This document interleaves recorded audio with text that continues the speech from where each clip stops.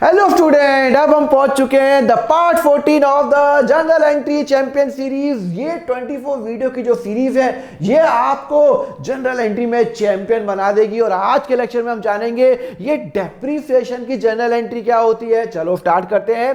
पहली बात बताओ, ये डेप्रिसिएशन होता क्या है। देखो, डेप्रिसिएशन क्या होता है, सिंपल सा एग्जांपल दूं। मैंने एक लैपटॉप लिया 1 लाख रुपए का। अब एक बात बताओ, ये जो मैंने लैपटॉप 1 लाख रुपए का लिया, इसकी लाइफ कितनी है आपको एस्टिमेट करनी पड़ेगी। भाई कितने साल चलेगा, 1 साल, 2 साल, 3 साल, 5 साल, 10 साल। आपको लग रहा है भाई ये लैपटॉप में कम से कम 4 साल तो चला लूंगा। तो इसका मतलब है कि ये लैपटॉप मैं अपने बिजनेस के लिए 4 साल के लिए यूज करूंगा। हाँ, और इसके बाद इसकी वैल्यू लेट सपोज 0 हो जाएगी। अब 4 साल के बाद टेक्नोलॉजी चेंज हो जाती है तो 1000-2000 में बिक भी जाएगा, पर उसकी वैल्यू लेट सपोज 0 हो जाती है।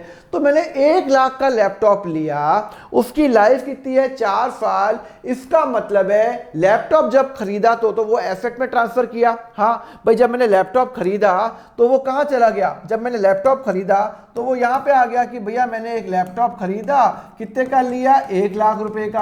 अब प्रॉब्लम क्या आ गई है, ये जो एसेट है ये 1 लाख रुपए का है, बट लैपटॉप की हर साल वैल्यू धीरे धीरे कम हो रही है। सर कम हो रही है, हाँ। अरे यार, आप एक लैपटॉप 1 साल यूज करो, उसके बाद आप मार्केट में बेचने जाओ, क्या वो 1 लाख में बिकेगा? नहीं, वो 1 लाख में नहीं बिकेगा, वो 70,000 60,000 में बिकेगा। मतलब हर साल उसकी वैल्यू कम होती है। आप कोई मोबाइल फोन लेते हो तो क्या वो उसकी वैल्यू हमेशा सेम रहती है? नहीं, उसकी वैल्यू हर साल कम होती रहती है। आपने एप्पल आईफोन लिया 1 लाख रुपए का, अगले साल उसकी वैल्यू 50-60,000 ही रह जाएगी। रीसेल वैल्यू की बात कर रहा हूं। तो यहां पे वही बता रहा हूं कि जो भी आप एसेट लेते हो, क्या वो लैपटॉप हो, क्या वो बिल्डिंग हो, क्या वो फर्नीचर हो, क्या वो मशीनरी हो, हर एसेट डेप्रिशिएट होता है विथ द टाइम। जैसे जैसे टाइम जाता है डेप्रिशिएट होता है। लैंड एक डेप्रिशिएट नहीं होता। एक ही एसेट ऐसा पूरी दुनिया में लैंड जो कभी भी डेप्रिशिएट नहीं होता। रीजन बीइंग सिंपल है, लैंड की वैल्यू कभी भी कम नहीं होती है। कम वैल्यू ऊपर नीचे होती है, पर लैंड की जो यूजफुल लाइफ है कम नहीं होती। लैंड तो लैंड ही होता है। उसके अलावा जितने भी एसेट हैं, क्या वो फर्नीचर हो, बिल्डिंग हो, व्हीकल हो, मशीन हो, सबकी वैल्यू कम होती रहती है साल दर साल। तो यहां पे लैपटॉप 1 लाख का लिया, मैंने बोला कि मेरी उसकी जो लाइफ है कितनी है, 4 साल लाइफ है। तो इसका मतलब है 4 साल में इसकी वैल्यू कम हो जाएगी। मतलब मेरे पहले साल उसकी वैल्यू 25,000 कम हो जाएगी, दूसरे साल उसकी वैल्यू 25,000 कम हो जाएगी, तीसरे साल उसकी वैल्यू 25,000 कम हो जाएगी, और चौथे साल उसकी वैल्यू 25,000 कम हो जाएगी। मतलब हर साल मुझे उसको डेप्रिशिएट करना पड़ेगा, उसकी वैल्यू को कम करना पड़ेगा। मतलब मैं अगले साल जब बैलेंस शीट बनाऊंगा तो लैपटॉप 1 साल, मैंने लैपटॉप कब लिया, मैंने लैपटॉप लिया, ये मैंने सपोज करो लैपटॉप मैंने लिया ये 1/4/2023 को लिया। तो जब मेरा पूरा साल खत्म हो जाएगा 31 मार्च 2024, तब मैं उसको मैं डेप्रिशिएट करूंगा, और मैं लैपटॉप को 1 लाख पे नहीं दिखा के उसको डेप्रिशिएट करूंगा 25,000, और लैपटॉप को बुक्स में मैं 75,000 रुपये दिखाऊंगा। बिकॉज 1 साल यूज किया, लैपटॉप की वैल्यू 25,000 कम हुई, और ये 25,000 मैं ट्रांसफर करूंगा यहाँ पे, मैं यहाँ पे ट्रांसफर करूंगा टू डेप्रिसिएशन 25,000। सर यहाँ पे प्रॉफिट एंड लॉस अकाउंट क्या सिखा रहे हो? अभी नहीं, अभी अपन इस पे नहीं आ रहे। मैं आपको कंसेप्ट बता रहा हूं कि हर साल एसेट की वैल्यू कम होती है। पर हमारा मुद्दा क्या है, मुद्दा है इसकी एंट्री क्या होगी। तो देखो, एंट्री कराने के लिए मैं आपको एग्जांपल देता हूं। मैंने एक मशीनरी खरीदी 20,000 रुपए की, और उसको डेप्रिसिएशन लगाया 15%। जब मैंने मशीन खरीदी, पहले मुझे उस दिन की एंट्री बता दो। जब मैंने मशीन खरीदी तो मुझे उस दिन की एंट्री बता दो। भाई मैंने मशीन खरीदी, हाँ, और मैंने कैश पे किया होगा, हाँ कैश पे किया होगा। मशीन मेरा क्या है, मशीन है सर मेरा एसेट है। मशीन क्या है, मेरा एसेट है। कैश क्या है, मेरा एसेट है। जब मैं मशीन खरीद रहा हूं तो मेरा एसेट बढ़ रहा है, एसेट बढ़ता है तो वो डेबिट होता है। कैश मेरा एसेट है, मैंने मशीन खरीदी, मैंने पैसे पे किए, तो ये हो जाएगा कम हो जाएगा, तो क्रेडिट हो जाएगा। तो जब मैं मशीन खरीद रहा हूं तो मैं एंट्री क्या कर रहा हूं, मशीन डेबिट, ये आपको आती है। और मैंने कैश पे किया, कितने की मशीन खरीदी, 20,000 की खरीदी, 20,000 की। ये मैंने कितनी खरीदी, 20,000 ही खरीदी। कब खरीदी, 1/4/2022 को। वो बोल रहा है 1 साल आपने यूज़ किया, उसको डेप्रीशिएशन लगाओ 15%।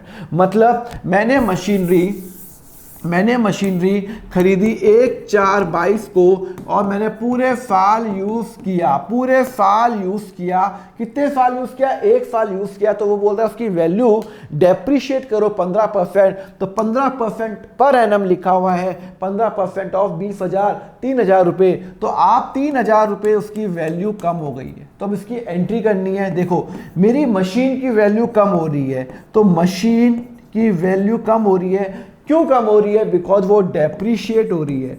कोई मेरा कैश और नहीं जा रहा, वो डेप्रीशिएट हो रही है, उसकी वैल्यू कम हो रही है। अभी बताता हूं, देखो मशीन की वैल्यू कम हो रही है।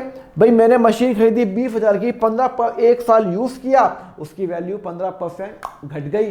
15% मतलब 3,000 घट गई। तो जब मेरा मशीन क्या है, मशीन तो मेरा एसेट है, और मेरी मशीन की वैल्यू कम हो रही है, कम हो रही है क्रेडिट, क्योंकि 3,000 रुपये से मेरी वैल्यू कम हो रही है। 3,000 रुपीज से मशीन की वैल्यू कम हो रही है। अच्छा क्यों कम हो रही है, क्या रीजन से कम हो रही है, सर वो खर्चा है, डेप्रीशिएट हो रहा है। और डेप्रीशिएशन क्या है, मेरा खर्चा है, और खर्चा मेरा हो रहा है, इट इज माई एक्सपेंस, और मेरा एक्सपेंस बढ़ रहा है कितने का, 3,000 रुपीज का। और जब एक्सपेंस बढ़ता है तो वो क्या होता है, डेबिट होता है। तो मैं एंट्री क्या करूंगा, मेरा खर्चा हो रहा है, डेप्रीशिएशन, और मशीन की वैल्यू कम हो रही है, तो टू मशीनरी। तो मैं एंट्री करूंगा साल भर के बाद एंट्री करूंगा depreciation account debit to machine. कितना सिंपल सा है क्वेश्चन। मैंने मशीन को डेप्रीशिएट किया तो मेरा खर्चा हो रहा है, जब खर्चा होगा डेबिट होगा, मशीन की वैल्यू कम हो रही है, एसेट कम हो रहा है, तो वो हो जाएगा क्रेडिट हो जाएगा। क्लियर है, समझ में आया। चलो अपन ये समझ में आया, लाइक करो ना यार। अभी बता रहा हूँ कंसेप्ट, और बता रहा हूँ, लाइक करना भूल जाते हो। पूरा लेक्चर देख ले तो लाइक नहीं करते, तो लाइक जरूर कर देना, सब्सक्राइब जरूर कर देना। चलो मैंने व्हीकल परचेज किया 4 लाख का 1 जून को, और 31 मार्च को डेप्रीशिएशन प्रोवाइड करो। मैंने व्हीकल कब खरीदा, देखो बस ये बात बताओ मुझे, मैंने व्हीकल कब खरीदा, मैंने व्हीकल खरीदा 1 जून को। तो भैया मैंने व्हीकल खरीदा, हाँ, और मैंने पैसे किस में दिए, सपोज करो मैंने कैश में दिए। व्हीकल है मेरा एसेट, कैश है मेरा एसेट, ओके एसेट। और जब मेरा व्हीकल बढ़ेगा, मुझे व्हीकल आ रहा है तो वो डेबिट होगा, और मेरा कैश जा रहा है तो वो क्या होगा, क्रेडिट होगा। तो मेरी एंट्री क्या होगी, मैंने कब खरीदा व्हीकल, 1 जून को खरीदा, तो 1 जून को 22 को मैं एंट्री करूंगा vehicle debit to cash account. कितने का व्हीकल लिया भाई, 4 लाख रुपए का, ओके 4 लाख रुपए का मैंने व्हीकल ले लिया, ओके। उसके बाद बोलता है आपने यूज़ किया तो उसको डेप्रीशिएशन लगाओ 31 मार्च 2023 को। अब प्रॉब्लम पता क्या आई, मैंने व्हीकल कब खरीदा, फिर मैंने व्हीकल खरीदा, ये है मेरा 1 अप्रैल को, ओके। और मैंने व्हीकल खरीदा 1 जून 2022, और मेरा साल खत्म होता है 2023। तो भैया मैंने इस साल व्हीकल कितना यूज़ किया, क्वेश्चन में लिखा हुआ है 6% पर एनम। तो इसका मतलब है कि मैंने व्हीकल इस साल जितना टाइम यूज़ करूंगा उतना ही डेप्रीशिएशन प्रोवाइड करूंगा। मैंने ये लिखा हुआ है 6% पूरे साल का डेप्रीशिएशन, पर भैया मैंने तो इस साल जो व्हीकल है सिर्फ 1 जून से 31 मार्च, तो जून, जुलाई, अगस्त, सितंबर, अक्टूबर, नवंबर, दिसंबर, जनवरी, फरवरी, मार्च, सिर्फ 10 महीने यूज़ किया है। तो डेप्रीशिएशन 10 महीने का लगाऊंगा।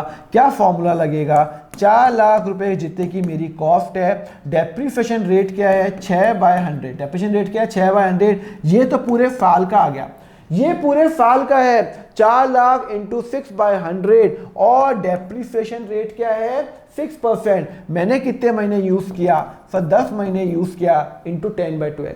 भाई ये पूरे साल का डेप्रीशिएशन है, लिखा है ना 6% पूरे साल का। तो पूरे साल का अगर 6% है तो 10 महीने कितना होगा, क्योंकि जब मैंने 10 महीने यूज किया है तो 10 महीने का होगा, इंटू 10/12। तो मेरा आंसर निकालो, क्या आंसर आता है। सर आप भी कैलकुलेटर यूज करते हो, हाँ भैया मुझे कोई शर्म नहीं है, क्योंकि मैं ना इतना टाइम अभी वेस्ट नहीं कर सकता लेक्चर के अंदर कि मैं कैलकुलेटर यूज़ नहीं करूँ और गलत फिगर निकल गई तो सोचो मेरी कितनी इंसल्ट होगी। चलो डेप्रीसिएशन कितना निकला 20,000, तो ये आपका 20,000 डेप्रीसिएशन हो गया, इसकी वैल्यू कम हो गई है 20,000। तो अब 20,000 का अपन एंट्री क्या करेंगे, सिंपल सी एंट्री करेंगे। देखो मेरा डेप्रीशिएट हो रहा है और मेरी व्हीकल की वैल्यू कम हो रही है। व्हीकल है मेरा एसेट और डेप्रीशिएट है मेरा एक्सपेंस। जब मेरा एक्सपेंस होता है तो वो डेबिट ही होता है। अरे भैया एक्सपेंस होगा तो वो डेबिट होगा, और जब मेरा व्हीकल एसेट की वैल्यू कम हो रही है